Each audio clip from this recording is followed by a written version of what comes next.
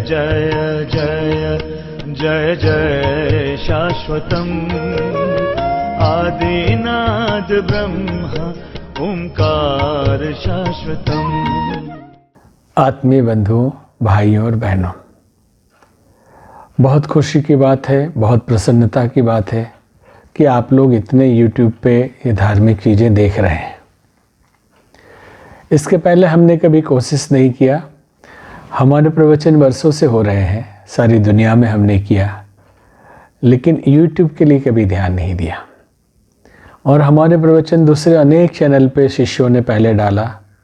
अब ये संस्था के द्वारा चैनल बनाया गया है, तो कई चीज़ें तो प्रवचन पुराने हैं, उसमें से कट करके आपके लिए भेजा जा रहा है। लेकिन हमें ये लगता है कुछ बहुत ज़रूरी चीज़ें हम सीधा आप तक पहुंचाएं। आज हमारी इच्छा हुई कि दो बातें आपको बताएं। एक तो ये कि पूजा पाठ में मन क्यों नहीं लगता है, अगर नहीं लगता है तो क्या करें, कैसे करें। और दूसरी बात ये है कि कुछ लोगों का प्रश्न होता है कि उसी समय बुरे विचार क्यों आते हैं। इन दोनों को हम आज समझेंगे कि एक तो पूजा पाठ में मन इसलिए नहीं लगता क्योंकि जो हमारा दिमाग है, हमारा ब्रेन है, उसमें बहुत सारे न्यूरो पाथवे बने हुए हैं, बहुत सारी नालियां बनी हुई है, यूँ समझ लें कि बहुत सारे सड़कें बनी हुई हैं। यदि समतल भूमि पर हम जल डालते हैं तो जहाँ गड्ढा होगा या जहाँ नालियाँ होंगी वहाँ वो जल अपने आप पहुँच जाएगा। ठीक वैसे ही दिमाग के अंदर जन्मों जन्मों के संस्कार लेकर हम आते हैं, जो हमारे चित्त में स्टोर रहता है। और ब्रेन पे जो नालियाँ बनती है या ट्रैक बनते हैं, वो ट्रैक माँ के गर्भ में जब हम जन्म लेते हैं तो विद्यालय में पड़ोसी से, शिक्षकों से, सहपाठियों से, अखबार से, टेलीविज़न से, इन सब चीज़ों से जो विचार मिलते हैं और जिन विचारों का सतत प्रवाह होता है, लगातार मिलते हैं, जो कुछ भी हम सुनते हैं, जो कुछ भी हम बोलते हैं, जो कुछ भी हम देखते हैं, वो बार बार हमारे उस पर रिपीट होता रहता है। और वो रिपीट पहले, फिर उसके बाद वो अभ्यास में आ जाता है।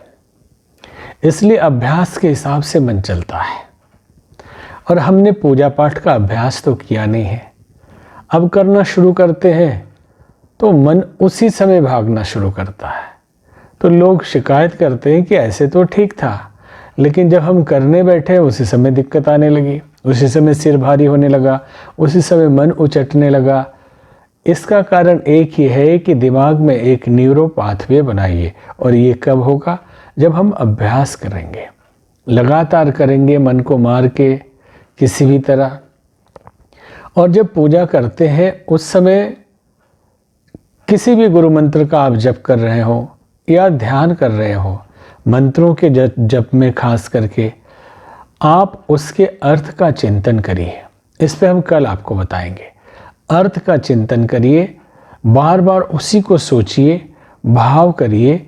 और या तो आप अपने इष्ट देवता की छवि को खुले आँख से देखिए थोड़ी देर, फिर आंखें बंद करके आप ध्यान करते रहिए जप करते समय कि भगवान हमारे साथ हैं और उनकी कृपा बरस रही है।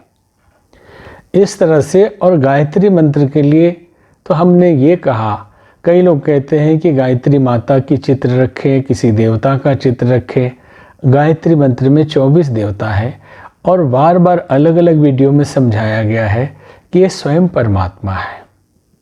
तो हमारा आपके लिए जो सजेशन है, जो हमारी सलाह है, वो ये है कि आप जिस देवता को अधिक प्यार करते हो, हनुमान जी हैं, भगवान राम हैं, भगवान महादेव हैं, देवी मैया है, कृष्ण कन्हैया है, जिनको भी आप अधिक चाहते हो, जिसकी छवि चित्त में अधिक बैठी हो।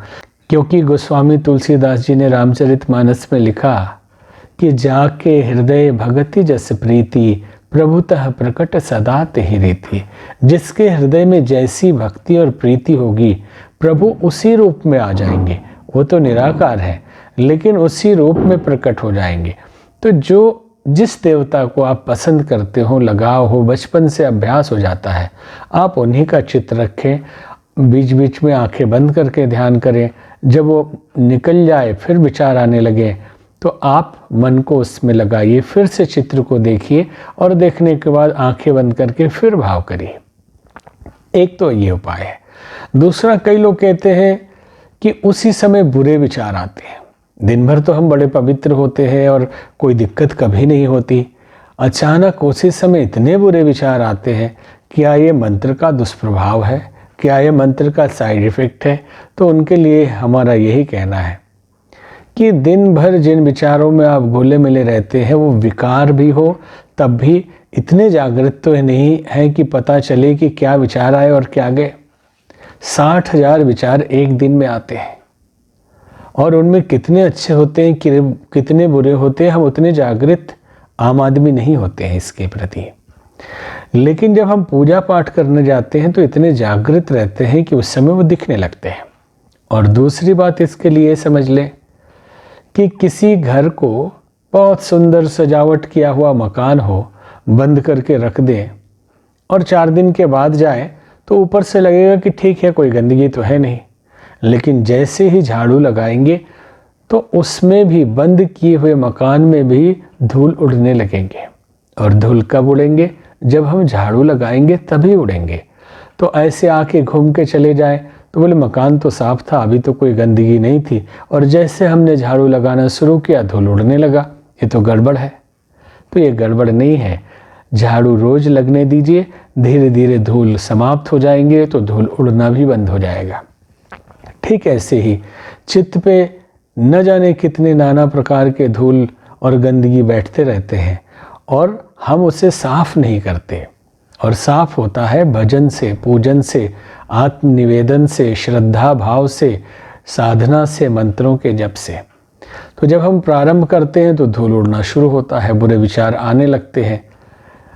24 घंटे में हम 22 घंटे 23 घंटे जो करते हैं उसका भी अपना प्रभाव है। और 1 घंटे में हम सोचते हैं कि उन 23 घंटे का प्रभाव नहीं रहेगा, ऐसा नहीं है, वो प्रभाव रहेगा ही। लेकिन उस 1 घंटे को हम इतना मजबूत कर लें ताकि उस 23 घंटे पे 1 घंटा हावी हो जाए, क्योंकि 23 घंटे का अभ्यास वर्षों का है और पूजा पाठ के 1 घंटे का अभ्यास अभी हमने प्रारंभ किया है। इसलिए 2 बातें हमने आज बताई कि पूजा पाठ में मन नहीं लगता, एकाग्र नहीं होता, ध्यान नहीं लगता, तो क्या करें। और निराश न हो, लगे या न लगे, अगर आपका मन लग ही जाता, इतना मन एकाग्र हो ही जाता तो करने की आवश्यकता क्या थी। हमारा मन ही तो हमारा शत्रु और मित्र है, और मन को वश में कर लेता है तब वो मित्र होता है, अन्यथा वो हमारे लिए शत्रु ही है। और मन बिगड़ा हुआ है, इसलिए उस मन को साधना है, उस मन को सही दिशा में लगाना है। तो कई लोग कहते हैं कि अरे मन न लगे तो क्या करना, हम तो इसलिए करते ही नहीं हैं। बस संत कबीर का एक सुना देते हैं कि माला तो कर में फिरे, जीव फिरे मुख माही, मनवा तो दहुदिशी फिरे, ये तो सुमिरन नाही, इसलिए हम करते ही नहीं। ये अच्छी बात है कि जीव मन मुंह में फिर रहा है और माला कर में, हाथ में, तो दोनों का सामंजस्य होना चाहिए, दोनों का तालमेल होना चाहिए कि माला भी फिरे और मन भी लगे। लेकिन न लगे तो क्या हम छोड़ दें? बीमार हैं और दवाई खाने की इच्छा नहीं हो रही है, ठीक कड़वा लग रहा है, तो क्या हम दवाई छोड़ दें? नहीं, दवाई खाइए तब बीमारी ठीक होगी। आप माला करिए तो आज मन भटक रहा है, कल वो लगने भी लगेगा। तो एक बात बताई हमने, और दूसरी बात थी कि बुरे विचार उसी समय क्यों आते हैं, इसका कारण भी बताया। और अलग वीडियो में भी हमने बताया है कि आप बुरे विचारों से लड़ने की कोशिश मत करिए, आप उसके बदले में अच्छे विचार उपस्थित करिए, उसके लिए अच्छी चीज़ें सुनिए, उसके लिए अच्छी पुस्तकें पढ़िए और अच्छे लोगों का संग करिए, तो अपने आप वो काउंटर होगा, अपने आप उसका विरोध होगा। इसलिए महर्षि पतंजलि ने लिखा है, वितर्कवादने प्रतिपक्ष भावनम, बुरे विचार आए तो मत लड़िए, उसके विपरीत विचारों की सेना खड़ी करिए ताकि वो भाग जाए। क्योंकि अगर लड़ने की कोशिश करेंगे तो क्या होगा, होगा ये कि एक इमाइल कुवे नाम के मनोवैज्ञानिक हैं, उन्होंने लिखा है लॉ ऑफ रिवर्स इफेक्ट, एकदम उल्टा असर होगा। आप लड़ने की कोशिश करेंगे वो और मजबूत होता जाएगा। एक बार एक शिष्य ने अपने गुरु से पूछा, गुरुदेव ध्यान में मन नहीं लगता है, क्या करें? तो उन्होंने कहा बंदर को छोड़ के किसी का भी ध्यान कर लेना। अब शिष्य गया, ध्यान करने लगा और उसके मन में यही विचार था कि गुरुदेव ने कहा है कि बंदर को छोड़कर किसी का भी ध्यान कर लेना, तो बंदर का ध्यान मुझे नहीं करना है। अब वो यही ध्यान करता रहा कि बंदर का ध्यान नहीं करना है। अब एक बंदर से अनेक बंदर दिखने लगे, घबरा के भागा, गुरुदेव बंदरों से बचाइए। तो बोले क्या हो गया, मैंने तो कहा था बंदर का ध्यान मत करना, फिर बंदर कैसे पीछा कर रहे हैं? तो उसने कहा गुरुदेव मैं तो वही कर रहा हूँ कि बंदर का ध्यान नहीं करना है।